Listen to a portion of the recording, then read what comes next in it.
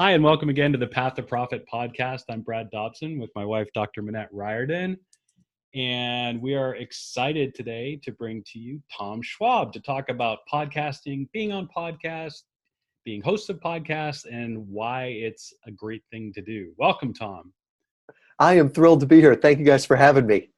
Yeah, you want to share the quote of the day, and then I'll share a little bit about Tom, and we'll dive right into our conversation. And I'm going to apologize to all of our listeners today. I've got a little bit of frog in my throat, Sexy voice, struggling with a cold a little bit, but was too excited to talk to Tom to even consider rescheduling. Perfect.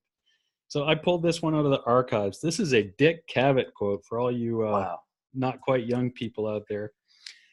I guess the best advice I ever got, or anyone could get, for doing a talk show, though it has not been easy very often, was from Jack Paar, who said, "Kid, don't make it an interview. Interviews have clipboards, and you're like David Frost. Make it a conversation." And with that, we're going to have a conversation with Tom today. We are, and it's so funny. Let me get my clipboard. Because when we seem to get into these great conversations before we ever even start the interview. And so I'm going to share a little bit about Tom's bio, but also Tom said he prefers interviews where it's like we're sitting in a booth together at Denny's and you guys are just listening in from the booth next door. So that's what we're going to create for you guys today.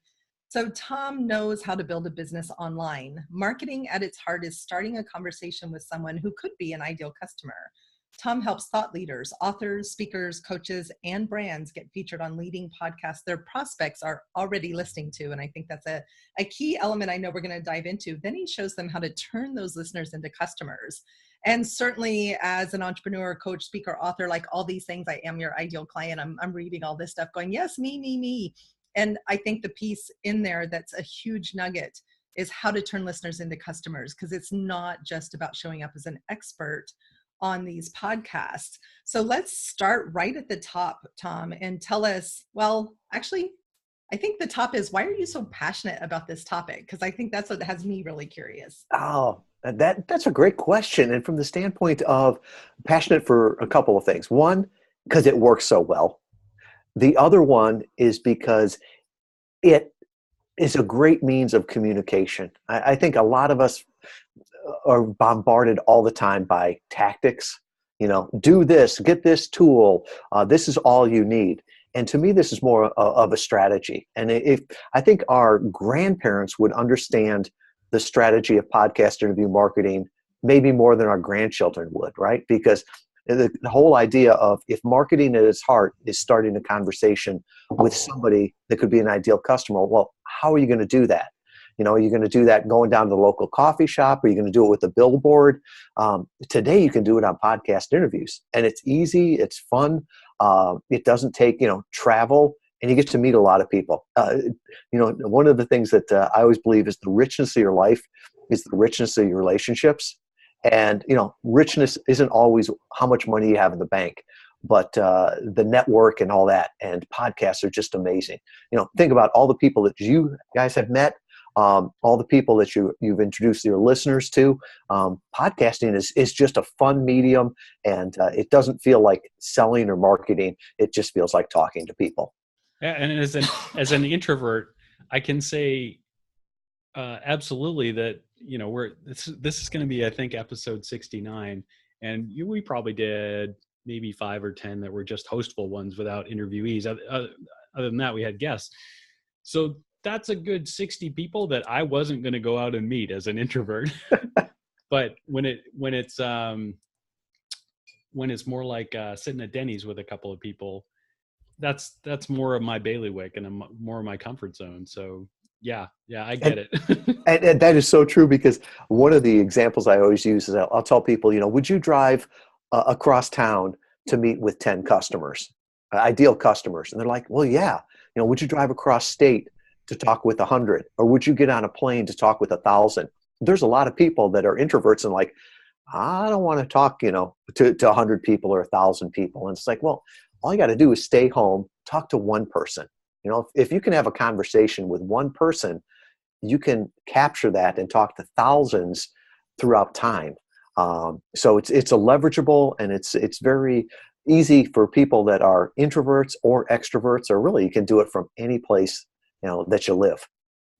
I love that it's great for introverts. I haven't ever thought about it from that perspective, but I think that's such a great perspective. So for the people, he can't even touch me from here. I know. It's so true, but he's touching you in so many different ways, right? Without invading your space, without being a close talker. Mm-hmm. You remember the close talker from Seinfeld? Yep. Yes. Yeah. I love that episode with the close talker. Man, you guys are making all the great references that I remember. I guess you're as old as we are then. People of an age. We're as wise.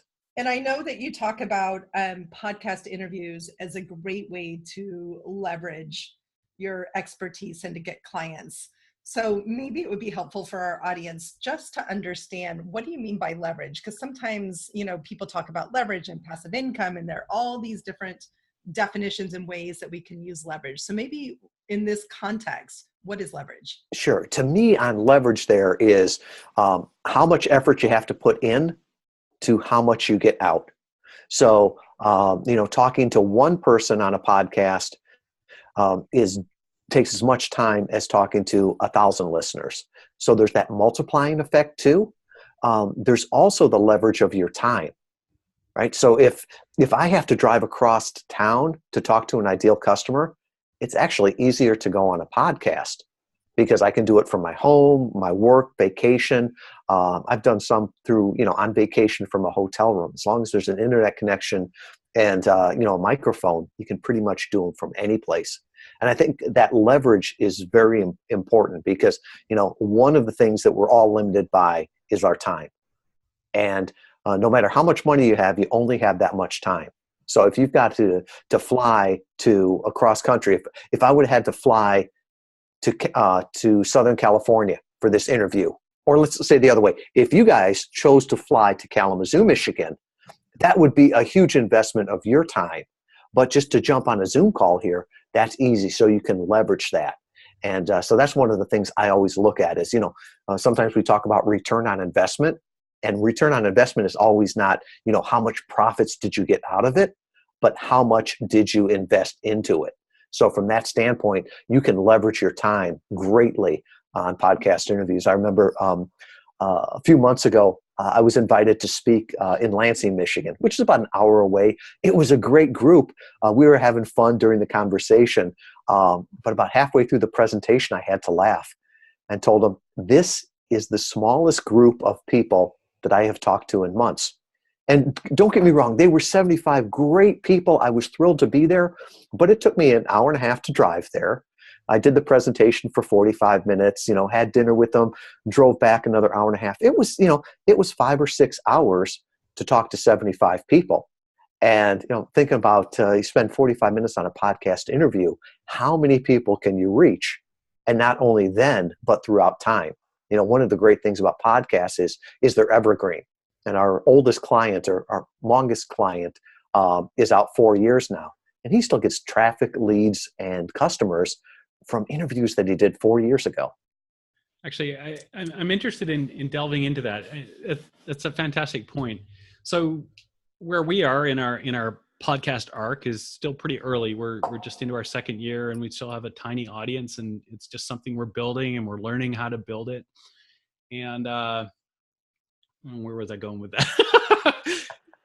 About leveraging the replays? I guess the point I wanted to make was that these interviews, podcast interviews, where you're a guest or where you're a host, they don't actually have to be a fully targeted marketing exercise. They can be you building your brand. They can be you getting your name out there and just getting things spinning up so that maybe your name is second or third or fifth in line when somebody's looking for a speaker somewhere else. And I guess I feel like that's kind of where, it starts, yet it's evergreen. And so you still have that forever, all those interviews forever. So do you guide people on, how they should start, whether they're starting a podcast or getting on podcast interviews in terms of, hey, you're in this phase right now, rather than trying to say, I got to market this course from the start and I'm doing all these podcasts? Yeah, and from that standpoint, you make some very good points there, is that, exposure brings opportunity. So the more people that know about you in whatever medium is, the more opportunities that come up there. And I don't think it's an either or. Some people want to start a podcast. That's great. Some people just want to be a podcast guest. That's great. Some people do both. And I think they help each other on there. Sometimes it's the level of commitment too, right? If you guys took 6 months off from the podcast, people would notice. Right. But if somebody's doing podcast guesting and they take 6 months off, chances are people aren't going to notice with that either. And there's some benefits too that we didn't even really fully comprehend when we started. There's the SEO benefits. So from the standpoint, every time you're on a podcast, typically in the show notes, they'll link back to your website. So now you've got all of these natural links that are helping your SEO value. You've got people on social media talking about you, which helps all of that. But yeah, your point is well made that it's more of a long-term play of how are you going to build relationships. I always say that podcasts are a great place to build relationships. They're a lousy place to sell. Nobody wants to hear an infomercial. So if you just want to hawk a product, there's easier ways to do it. But if you want to get people to know, like, and trust you, to start sharing with them where your heart is, who you help, what kinds of customers, I think that's where the real value comes. And some people will listen and go, oh, that was interesting, and just move on. And that's fine. They're probably not your ideal customer. But those people that listen to you and resonate with you, those are the people that get you and you get them. I would much rather go to an audience that's a smaller audience that's engaged than a large audience that, is just passive listeners. Right. Go ahead. Okay. So one of the things that I understand is that you claim that most everyone's biggest problem is that they are obscure. They're in obscurity. And why is that? Why is it you claim that? What is, talk to me about obscurity. It's a great question. I used to say everyone's problem was that they were obscure. It's not everyone. I mean, there's a handful of people that are so famous that everybody knows about them. But for most of us, we've got a great product or service. There is something that that a service you do that could help people. Now, it might not be perfect for everybody, but whatever you have right now could help somebody. The problem is they don't know about you. And so I think a lot of times as business owners, we spend time optimizing. Well, what if I changed this? What if I did this? And I picture it as like I've got a store out in the Mojave Desert. It doesn't matter how much I optimize it. If nobody knows about it, it could be the best store out there, but it's not going to help anybody. So, I would say the worst business advice I ever got came from my grandfather. And it's the only wrong thing that Irishman ever told me. I was probably 17 years old, and he told me, choose carefully who you drink with because you can't choose who you work with. Now, for him, it was true, right? He was a mechanic in a small town. If you pulled in with a car, you were his customer. For us, it's different. We've got access to so many people that you should only focus on those ideal customers. Those people that energize you, that you energize them, you'll have a more profitable business, a happier business. And so from that standpoint, you need to get your message out there to more people. And it's not so much of, how much traffic can I get? How many leads can I get? But how many ideal customers can I get? I was talking at an event, probably a year and a half ago, and somebody up on the panel said, you need 75 leads a day. And I just looked and I said, I couldn't take 75 customers a day. We're not big enough for that. Right. And they're like, well, no, not customers, just leads. And I'm like, well, why would I want a lead if they couldn't be a great customer? Why do I want to waste their time? Why do I want to waste my time? So I love that perspective. We talk a lot on this show about ideal client and really understanding that is like the core of the thing that you need to know first before you start creating products or offering services or anything. And I loved in your bio, by the way, it was short and sweet, clearly an expert at writing bios, but it clearly outlined exactly who it is that you want to be working with. And so it was such a great example of how important that is. And so when you're supporting people to find the right podcast to appear on, are you really looking for audiences that are aligned already with their ideal clients, not looking necessarily for the biggest podcast or famous podcast? You're not trying to get everybody on the Tim Ferriss show, or what's your favorite, the Joe Rogan podcast? And we're always trying to get our clients in front of the maximum number of ideal customers. Mm-hmm. So, the analogy I use is, if there's a certain type of fish you want, we're going to go to the area that they are. That being said, just because you go to the ocean doesn't mean you're going to find more fish. You can find more fish in a barrel, or there's more fish in the ocean than there are in a barrel. But man, if I can find a barrel, I'm going there every time. Right. And so that's what we focus on there too. And sometimes, if you're speaking to everyone, you're speaking to no one. So sometimes those big podcasts are so dilute and general that they don't know what it is. I mean, one of the examples I use is early on, I was on a podcast that had, I think it was 40,000 downloads, and I was thrilled to be on there. It was an ego stroke because I got to say I was on there. But at the end of the day, I think I got from that 24 leads and sold about $5,000 worth of product. It was still good. Shortly after, I was on another podcast where the host said she got 350 downloads per episode. Well, I got 150 leads and sold $25,000 worth of product. Wow. So from that standpoint, it's like that's, you can either go fishing in the ocean and go hungry, or just find a barrel full of fish. Yeah. So I love that. Short of, and of course we would love people to talk to Tom and use his service. But if people are looking to get themselves on the right podcast, find the right barrel, are they just looking at the iTunes categories? Are they then looking at the show descriptions? Are they subscribing to things and actually spending hours, listening to a given podcast to see if it resonates with what they think?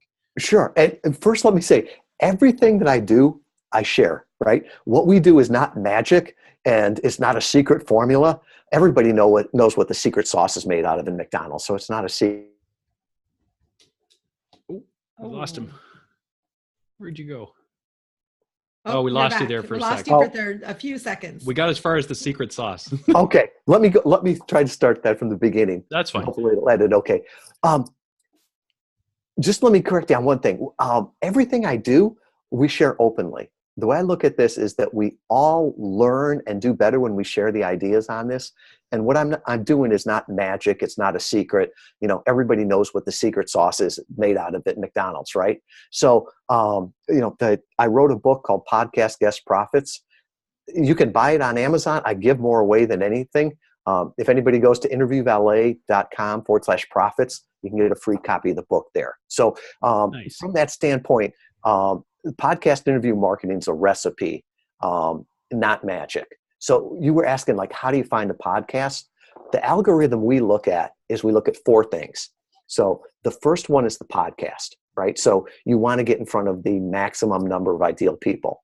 So you look at the popularity in iTunes, because downloads are a mythical number that you can't get. So look at popularity, and then look at the density of the ideal listeners that you think you're talking to, right? So if you're only trying to talk to, say, women, and this podcast focuses on women and men, well, then you sort of got to cut the audience and say, well, by half.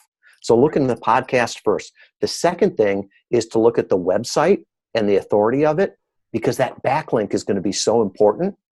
So you can look at that.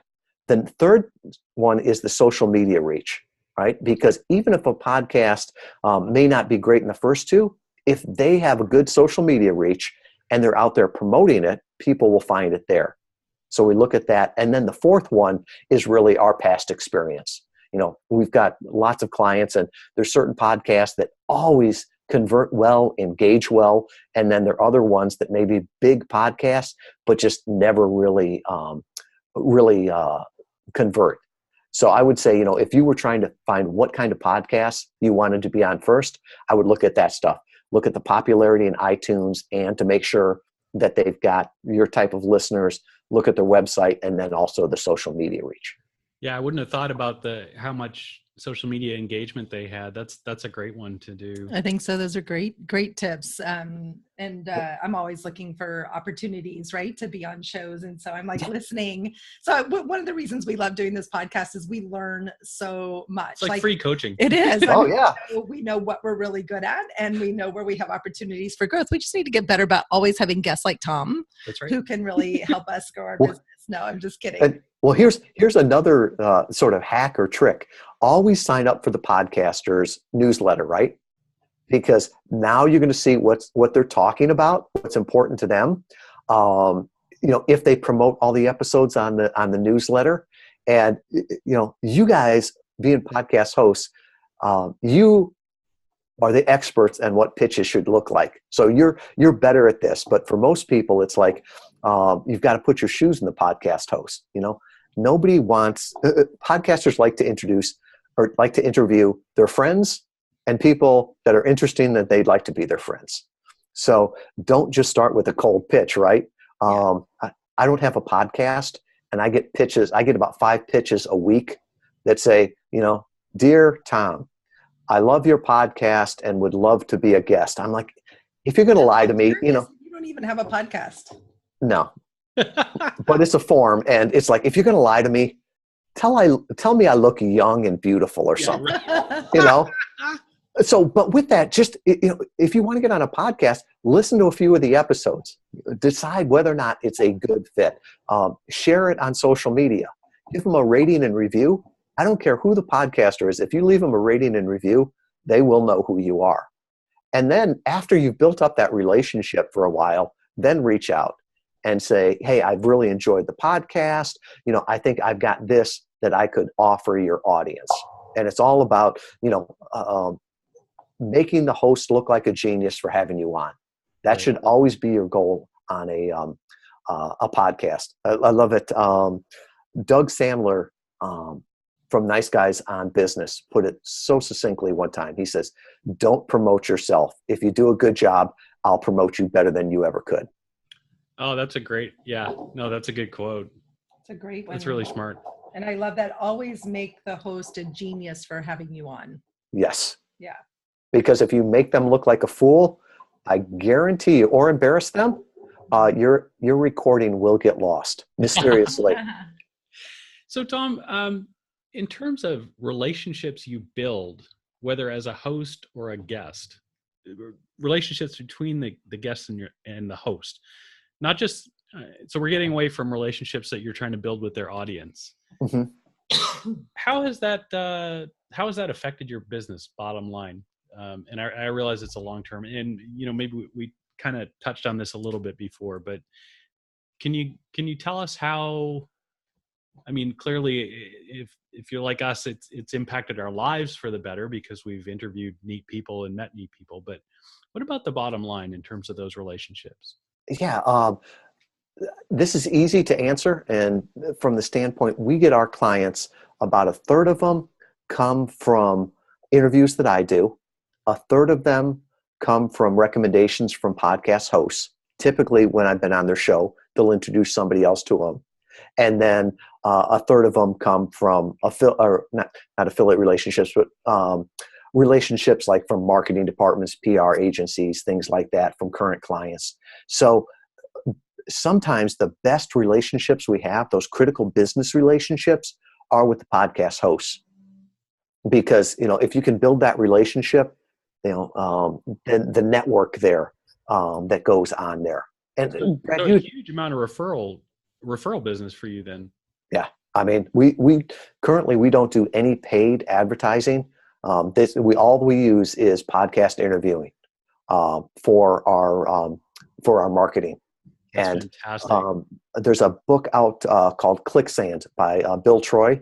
And one of the points that he makes in there is that critical business relationships are so important that don't worry about where's my next one customer going to come from. Worry about where's my critical business relationship that could introduce me to my next 20 customers. And I think that's with the podcast host. That's what it does for you. The other thing I wanted to point on, because this touched me like nothing else. I live in Kalamazoo, Michigan, about guess it was about 18 months ago, we had a mass shooting here. I think there was like 9 people that were shot. It was a Saturday night. Sunday morning, I woke up. First thing I did, I'm starting to look through my phone, and I'm getting all these texts and emails and stuff like that from podcast hosts, people that I knew virtually, and were just saying, prayers for you and your family. Hope everything is okay. And I'm just thinking, what's going on here? Right. Those came even before ones from my family. And then all of a sudden I went on the news and found out, what the tragedy was. But I'm thinking, wow, these people have never met me. We had a conversation for 45 minutes. We followed up a little bit afterwards, but still there was that much relationship when they thought, wow, Kalamazoo, I know Tom lives there. So I think it's just amazing, the power of this medium. I love that. What was the name of that book again? We'll make sure we include it in our show notes. Sure. It's called Clicksand by Bill Troy. Nice. Great book. Awesome. And, I want to back up just a little bit. We got kind of deep here before. I think we really helped people understand why podcasts specifically give this great ROI, because you could do radio, you could do television, you could do PR. Oh, I could be on Oprah tomorrow. You could be on Oprah tomorrow. I mean, she lives just down the road, but it's, but podcasts are actually a unique space in public relations and marketing. So maybe you could talk a little bit about why podcasts are trending so popularly right now and why you're seeing the biggest ROI from podcasts specifically. Yeah. And part of it is my view of it, my opinion, but we also did a study about 3 months ago, and it was the state of podcast interviews. We reached out to 10,000 podcast hosts and guests. And one of the questions we asked them, what was your best return investment on your marketing dollars? And podcast interviews was number 1. Facebook marketing was number 2, and email marketing was number 3. Now, granted, there was podcasters in here, so it may be skewed from their view of it.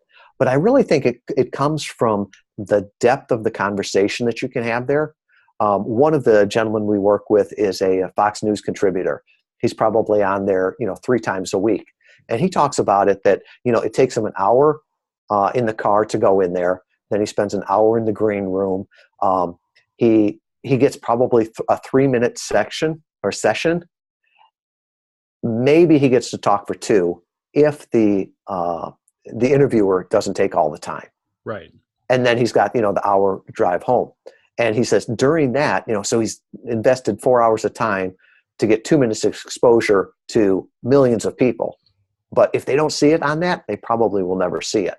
So he likes that he can go onto a podcast and spend 30 or 45 minutes going deeper into something and really make more of a connection with that, and being seen more of as a thought leader than just a celebrity.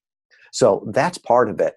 Somebody else pointed out to me that podcast interviews was basically a media buy. And I didn't understand it at first.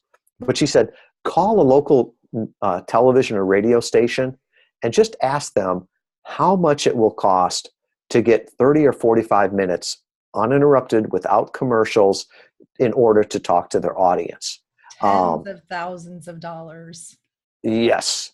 Yeah. And so from that standpoint, it's like, this is the cheapest media buy out there, with radio or television, and even if you've got a great story, if I called the local Kalamazoo, television station here and said, I've got great information for your audience. I'd like to be interviewed. I could help them with this, all the rest of that. I guarantee you it'll be the sales department that calls me back, and they're going to say, well, thank you, Mr. Schwab. And if you'd like to buy this much, we can get you on at 5 a.m. And if you want to buy this much, we can get you on at 5 p.m.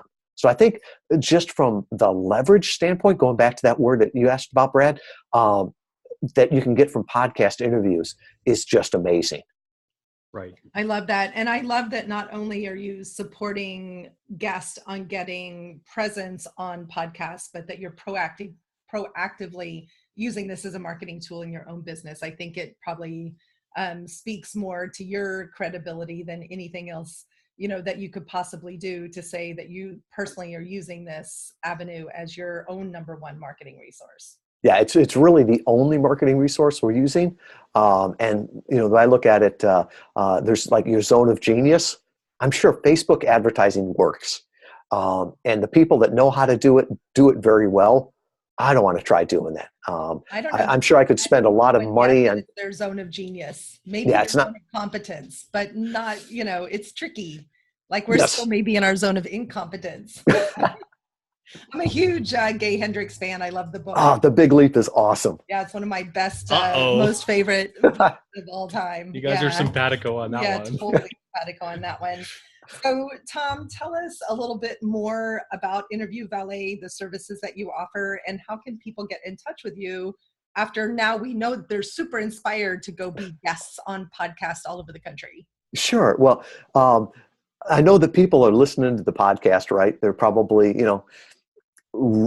playing it at 2x like I do and then run it half X. So I'm not going to give all the different ways to get in touch. Sure. I'll just say everything that we talked about, I'll put it a page. I'll just make it interviewvalet.com/profits. Nice. And, there's an infographic there that's the 9 ways to get on your first podcast interview.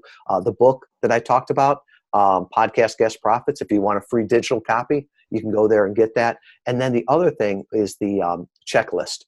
They say checklists are written in blood. Well, a lot of the blood is mine. And it's something that we provide all of our clients. So there's no sense to make somebody else's mistake for them or make it again. So that checklist is there, and it helps you have a great interview every time. And, if there's anything that we can do for people, they can reach out to us there.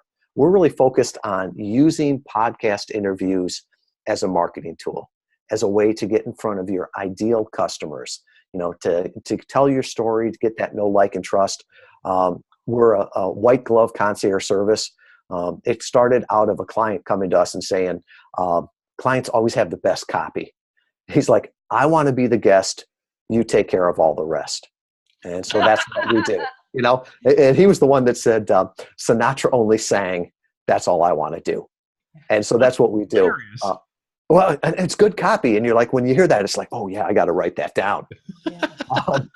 So with that, we do, we've seen that there's 6 steps in podcast interview marketing. There's the prospecting, finding the right shows, the pitching, getting the host to say yes, preparing both for the host and the guest, the performance, that's the only thing you can't outsource.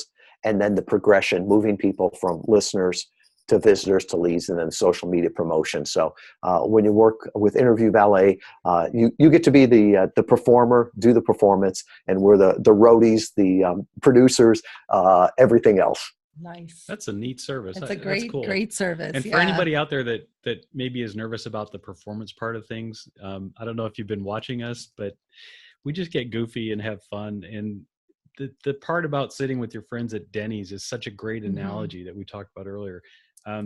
This is fun, and you get to just chat with people and learn about them and share ideas. So don't worry about the performance part.